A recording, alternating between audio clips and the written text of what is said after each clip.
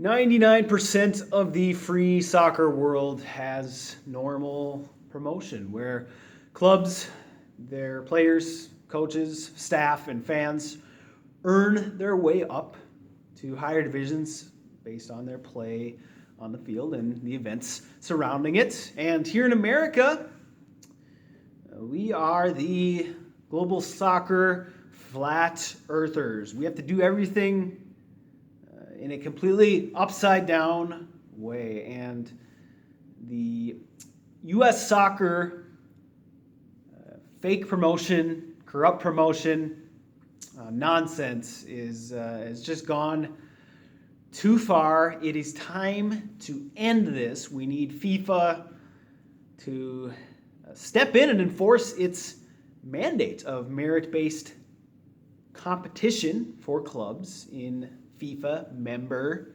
nations. USA should not be getting an exemption like it is now. And what we have is, if you break it all down, one single company or club, MLS, its marketing arm, Soccer United Marketing, SUN.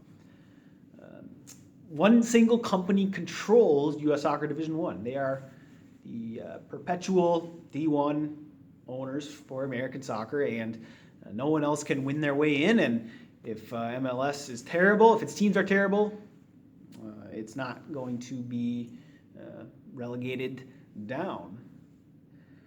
And that leaves us just in a situation where all of these soccer clubs in the lower division, or anyone who wants to start a club and earn their way into USA Soccer Division I, they have to essentially petition this MLS club or company to accept them into the MLS entity.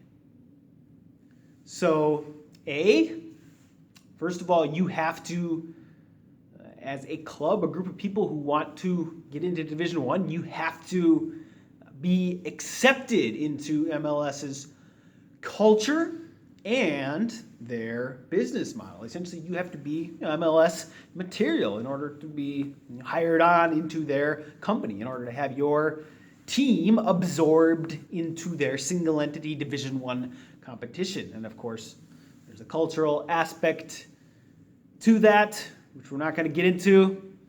But it is interesting to see how MLS just sort of fits into one generic culture. Yeah, there's some diversity there, but as far as deep diversity that represents all aspects of American soccer's awesome, diverse landscape, it doesn't come close to meeting that. It's pretty vanilla, if you ask me.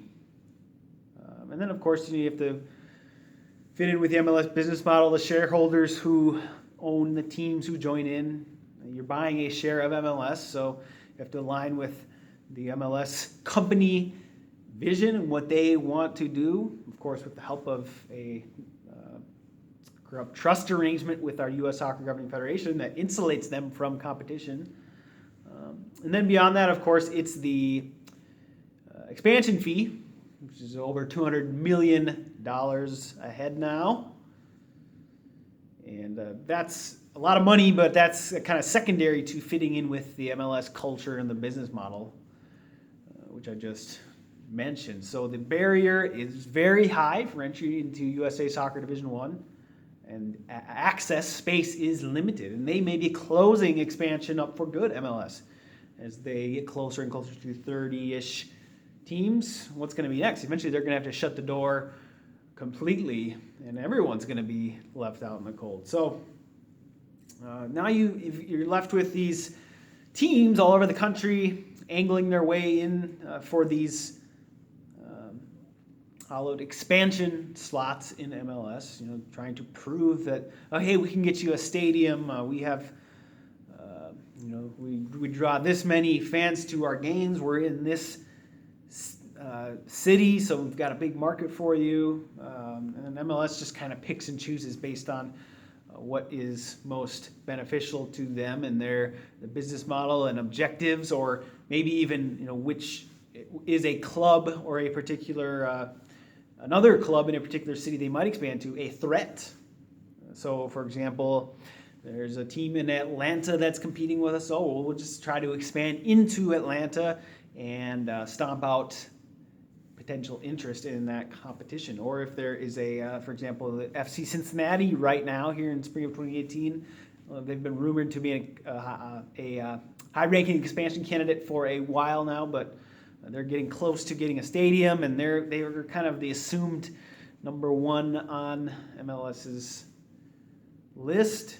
And there's no competing team in Cincinnati, but they are in a different league nonetheless, and they are an independent club that's not part of MLS. So therefore, they are a competitor, and it is in MLS's best interest to buy out that competitor. Of course, it's the other way around. Cincinnati pays to get into MLS, but it's in their best interest to absorb competition or to put teams in the same area as competition or to stomp out that potential competition. So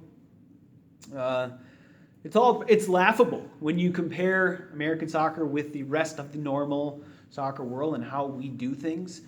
Again, what MLS is doing, if it wants to have a league that's modeled after the NFL or Major League Baseball, it's just a 30-team franchise league, that's fine, just on the condition that you get out of our USA Soccer Division I sanction.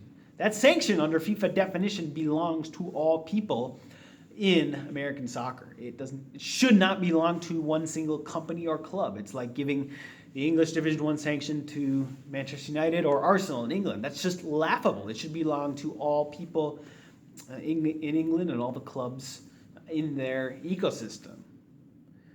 So how long will we keep playing these silly games of corrupt expansion, where a majority of the USA Soccer ecosystem is frozen out of fair opportunity at their rightful opportunity, their piece of Division I? Everyone should have a fair shot to earn their way into a nation's Division I, and U.S. Soccer should be no different, of course, if FIFA is following through on what they should do and if our U.S. Soccer Federation is doing its job. But unfortunately, right now, it looks like our U.S. Soccer Federation is operating in the interests of MLS and Soccer United Marketing. It's basically MLS with a U.S. Soccer Federation costume on at this point. Is it really even a real federation? So if this one is too far gone, if this current federation is too corrupt to redeem, then we need to start a new USA Soccer Governing Federation that will govern in alignment with FIFA mandate of merit-based competition for USA Soccer Division I sanction. And we will start a new competition, reserve divisional sanctions for open leagues only, leagues that want to be part of the promotion relegation pyramid. Then MLS can go off on its merry way and operate like an NFL, off on its own, no relegation risk, no divisional sanction. It's as easy as that, but it looks as though MLS is using the USA Soccer Division I sanction as a crutch and using it as a weapon to defeat any potential competition in the USA Soccer ecosystem, and this is just plain corrupt. So let's end the American soccer fake promotion silliness we have going on right now, and let's just simply align with the rest of the free soccer world. We won't capture our potential until we acknowledge the elephant in the room and start to run our soccer like the rest of the free and great soccer world. So if you like this video, make sure to share it out across social media and also subscribe right here to my channel. And I'll talk to you soon.